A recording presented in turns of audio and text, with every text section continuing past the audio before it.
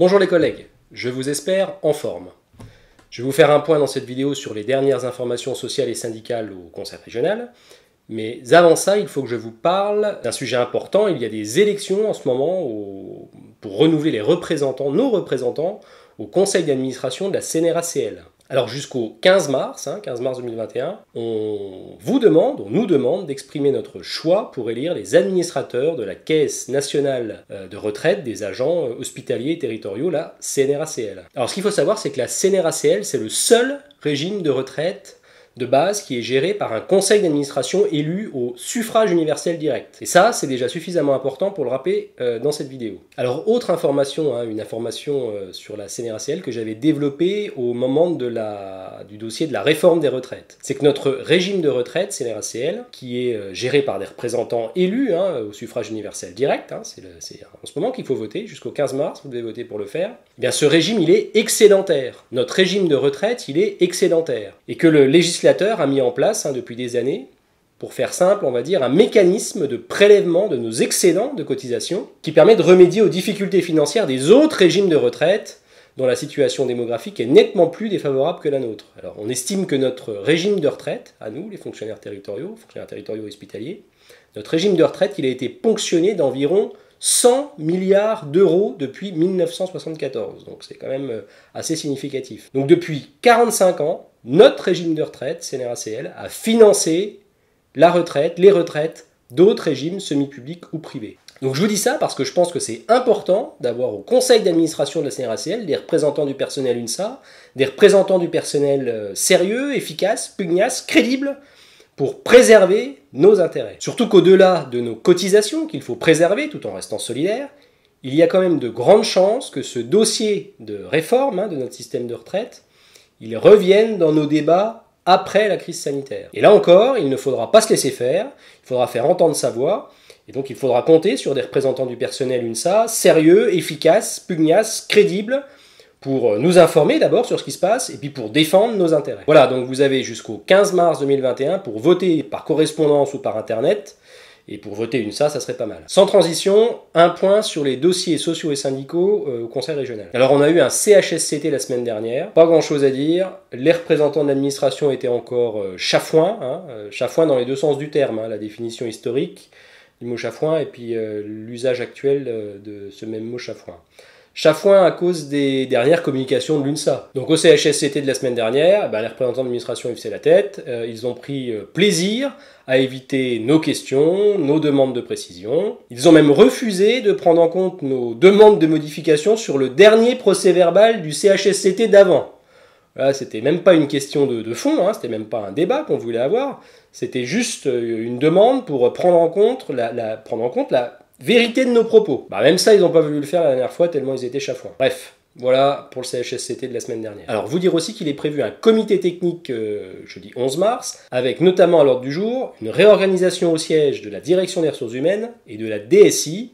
Ça fait suite à 2 audits qui ont été menés dans ces 2 directions. Sur ces 2 sujets, on a pris la tâche des agents pour faire le point, et vous pouvez d'ailleurs aussi nous contacter avec les moyens habituels si vous avez des questions sur ces 2 projets de réorganisation. Il y a aussi à l'ordre du jour de ce comité technique du 11 mars la présentation du plan pluriannuel d'égalité professionnelle entre les femmes et les hommes. Alors ça, c'est un dossier qui arrive en dehors des clous parce qu'il devait être présenté, c'est la loi qui dit ça, avant le 31 décembre 2020. Et ça met notre administration, au passage, dans une situation de faire les yeux doux au préfet, finalement, parce qu'à cause de ce retard, le conseil régional pourrait être pénalisé, encore une fois par la loi, jusqu'à hauteur de 1% de la rémunération brute annuelle globale de l'ensemble des agents du conseil régional. Donc ça pourrait faire très mal. Bon, à la limite, c'est pas le plus grave que ce dossier il arrive 3 mois en retard. Si ce retard, finalement, nous permettait d'avoir un véritable plan pour l'égalité entre les femmes et les hommes, un véritable plan efficace, utile, mesurable,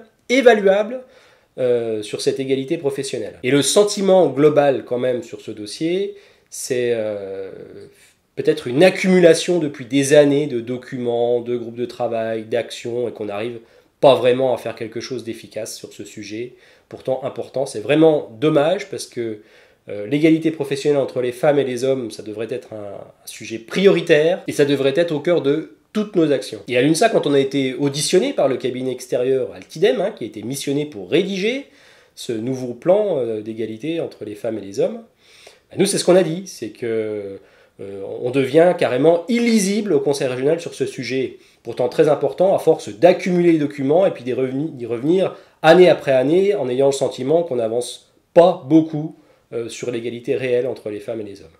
Bref, on verra les explications de l'administration ce jeudi 11 mars au comité technique. Il y a également à l'ordre du jour de ce comité technique du 11 mars la mise en place d'un dispositif au conseil régional de signalement des actes de violence, des actes de discrimination, des actes de harcèlement et d'agissement sexiste. Là aussi, sur ce dossier, notre administration est un peu à la bourre, car ça aurait dû être fait au plus tard le 30 avril 2020, donc il y a pratiquement un an. Mais on avance quand même sur ce sujet, vous voyez, j'essaye d'être positif. Alors sur ce sujet important qui va nous permettre de mieux défendre les agents, il y aura une articulation à trouver, à mon avis, avec tous les autres dispositifs mis en place au conseil régional. Cellule BVT, rôle des assistantes sociales, médecins du travail, référent déontologue, référent laïcité, référent RGPD, procédure de recueil des signalements, procédure de recueil des alertes éthiques. Enfin, on a quand même tout un tas de dispositifs qui sont mis en place. Je trouve que ça perd un peu en lisibilité. Et puis, du coup, il faudra vraisemblablement mettre à jour le règlement santé et sécurité au travail avec ce nouveau dispositif. Nous, à l'UNSA, on a déjà dit que le règlement santé et sécurité au travail qui s'applique depuis le 1er mars était mal ficelé. Pourtant, ça devrait être un document cadre qui organise tout ça. Donc, le document est mal ficelé. Mais ça, la région, de toute manière, elle n'a pas voulu l'entendre au dernier CHSCT. Elle n'a même pas voulu prendre nos remarques, je vous l'ai dit en début de vidéo, sur le dernier PV du CHSCT. Donc, on verra sur ce dossier-là aussi, concrètement, comment compte faire l'administration. Ça sera présenté au comité technique du 11 mars. Je voulais vous dire aussi dans ce tour d'actualité sociale et syndicale que nous avons posé, nous à l'UNSA, au comité technique, nous avons interrogé l'administration sur 3 sujets, posé 3 questions. Question numéro 1, pour avoir un point d'étape sur la mise en œuvre de la procédure des tests de recrutement harmonisés dans les lycées. C'est la procédure bourguignonne qui a été étendue à la Franche-Comté. Donc maintenant, pour toute la région Bourgogne-Franche-Comté, on a des tests de recrutement et l'UNSA souhaiterait obtenir un point d'étape sur ce dispositif. Deuxième question qu'on a posée à l'administration, on aura une réponse en comité technique du 11 mars. Pour dire qu'on avait obtenu, vous avez suivi ça, une prime de 200 € pour encourager les mobilités durables. Et donc l'UNSA souhaite maintenant un renforcement des dispositifs de sécurisation et de stationnement des cycles des agents, que ce soit dans les sièges ou dans les établissements d'enseignement. Troisième sujet qui sera porté par l'UNSA à ce comité technique du 11 mars, l'enveloppe CIA en 2021. Alors normalement à ce comité technique, on devrait avoir des informations sur le montant global de l'enveloppe qui sera attribuée et ventilée sur les agents en 2021. Le complément indemnitaire annuel, c'est la prime qui vous est versée en juin de chaque année. Alors vous avez suivi, à l'UNSA on demande une prime Covid pour reconnaître, une prime Covid supplémentaire, pour reconnaître l'investissement des agents dans cette période difficile. Peut-être que les lignes sont en train de bouger sur ce sujet de la prime Covid avec... on imagine l'administration qui réfléchit sur une bonification du CIA pour gratifier les agents comme on le demande depuis un an. Évidemment, dès qu'on aura des informations, on les diffusera aux adhérents puis aux agents au sortir de ce comité technique du 11 mars. Je termine cette vidéo en disant un mot sur les entretiens annuels qui se sont terminés. Ça s'est terminé le 26 février.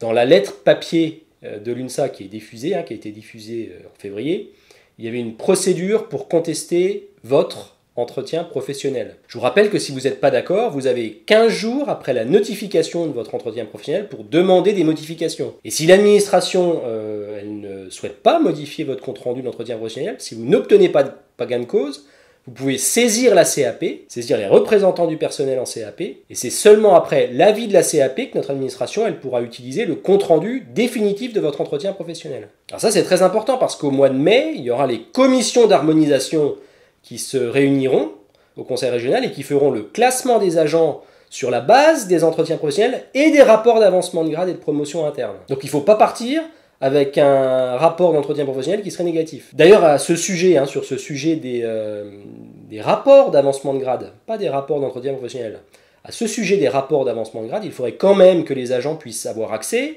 à leur rapport, au document qui est produit par les chefs de service et les directeurs, puissent avoir accès au rapport d'avancement de grade et de promotion interne avant les commissions d'harmonisation. Moi, je trouve que c'est pas normal de ne pas savoir ce qu'il y a dans son rapport d'avancement et de promotion interne. Puisque c'est le document, si ce n'est le seul document sur lequel s'appuie l'administration pour classer les agents. L'administration, elle nous dit que le rapport d'avancement et de promotion interne, c'est pas un document qui est opposable, mais simplement un document préparatoire à une décision. Mais dans les faits, ça c'est pas vrai. Hein, c'est bien ce document qui décide de tout, en appui avec le compte-rendu d'entretien professionnel, mais c'est le rapport d'avancement de grade et de promotion interne, qu'on voit pas, nous les agents, qui est très important dans le processus d'avancement et de promotion, et les agents, ils devraient pouvoir savoir, en toute transparence, ce qui est écrit sur ce rapport, et pouvoir le contester. Pouvoir le contester avant que la présidente, elle prenne la décision de qui est sur une liste d'avancement de grade et qui est sur une liste de promotion interne. Avant-dernière étape sur le processus d'entretien professionnel, je vous donne aussi cette information, il y aura une réunion avec l'administration et les représentants du personnel UNSA pour prendre connaissance des listes proposées, et cette réunion, pour l'instant, elle est calée le 3 juin 2021. C'est cette réunion que nous avons obtenue en remplacement des CAP d'avancement de grade que le législateur a supprimé. Autre information à garder en tête sur ce process des entretiens pro 2021, la dernière étape du processus d'entretien professionnel 2021, c'est la présidente du conseil régional qui décidera en juin des avancements et des promotions internes pour 2021. Il n'y aura plus de CAP avec les représentants du personnel. Sur ce sujet des avancements de grade et des promotions internes, pour information aussi, j'ai demandé récemment à l'administration de mettre en œuvre les lignes directrices de gestion. C'est ce qui a été adopté l'année dernière en remplacement des CAP. Mettre en œuvre ces lignes directrices de gestion pour l'accès au principalat, c'est-à-dire l'avancement au grade d'attaché principal et d'ingénieur principal. Normalement, le travail d'établissement des listes des agents qui sont personnes ressources, c'est-à-dire ceux qui sont éligibles au conseil régional au grade principal, attaché principal, ingénieur principal, ça devait être fait en janvier. Chaque directeur devait prendre la tâche de la DRH. Il devait y avoir une consultation entre les deux pour établir la liste des agents qui sont des personnes ressources et donc qui sont éligibles au grade d'attaché principal et d'ingénieur principal. Et ça n'a pas été fait en janvier à ma connaissance, on est déjà en mars, donc il faut absolument que ce travail soit effectué par la DRH et les directeurs, de manière à ce que ça ne pénalise pas les agents et qu'en toute transparence, chaque agent dans la direction puisse avoir connaissance de son accès ou pas au principal. Bon, j'arrête là, comme d'habitude, je suis trop long. Comme d'habitude aussi, pouce bleu pour remercier, pour encourager, et abonnez-vous pour ne pas rater les prochaines publications de l'UNSA. A bientôt!